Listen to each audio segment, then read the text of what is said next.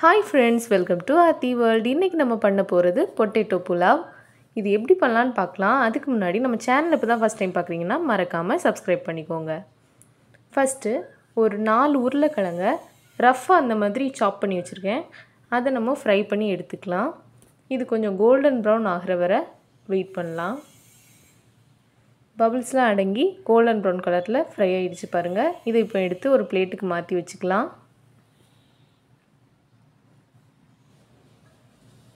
அடுத்து ஒரு பல்லாரியை நீளமாக வெட்டி வச்சுருக்கேன். இதையும் எண்ணெயில் கொஞ்சம் பொரித்து எடுத்துக்க போகிறோம். இதையும் ஒரு பிளேட்டில் மாற்றி வச்சுக்கோங்க. அடுத்து குக்கர் எடுத்துக்கலாம். குக்கரில் கொஞ்சம் எண்ணெய் சேர்த்துக்கிறேன். நான் நல்லெண்ணெய் சேர்த்துருக்கேன். கூடவே பிரியாணி இலை, பட்டை, கிராம்பு, பெருஞ்சீரகம் இதெல்லாம் சேர்த்துக்கிறேன். இது கூட 1 டீஸ்பூன் அளவுக்கு இஞ்சி பூண்டு பேஸ்ட் சேர்த்துருக்கேன்.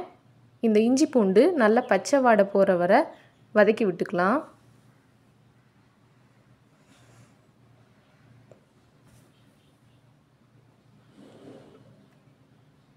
இது நல்லா பச்சை வாடை போனதும் 1 டீஸ்பூன் அளவுக்கு சில்லி பவுடர் சேர்த்துக்கிறேன்.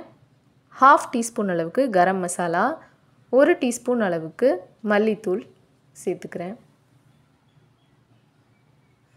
இதையும் நல்லா பச்சை வாடை போகிற வரை வதக்கி விட்டுக்க போகிறோம்.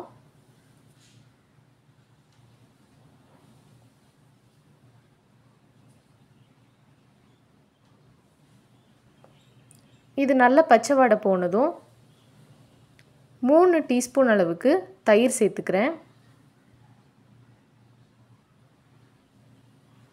இதை ஒரு 2 நிமிஷம் கலந்து விட்டுக்கலாம்.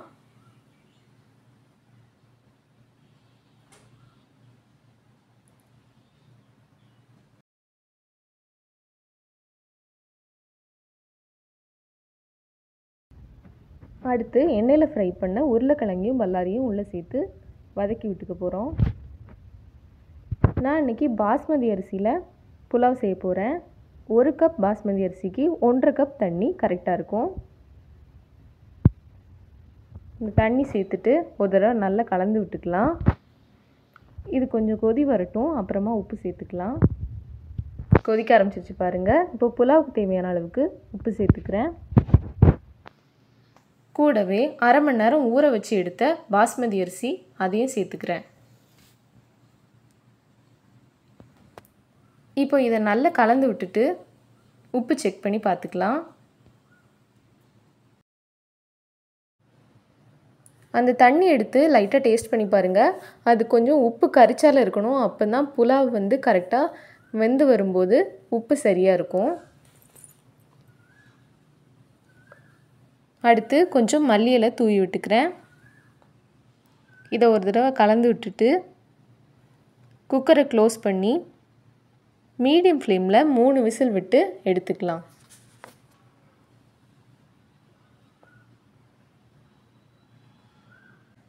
சூப்பரான பொட்டேட்டோ புலாவ் ரெடி ஆயிடுச்சு. இதை கண்டிப்பாக உங்கள் வீட்டில் ட்ரை பண்ணி பாருங்கள்.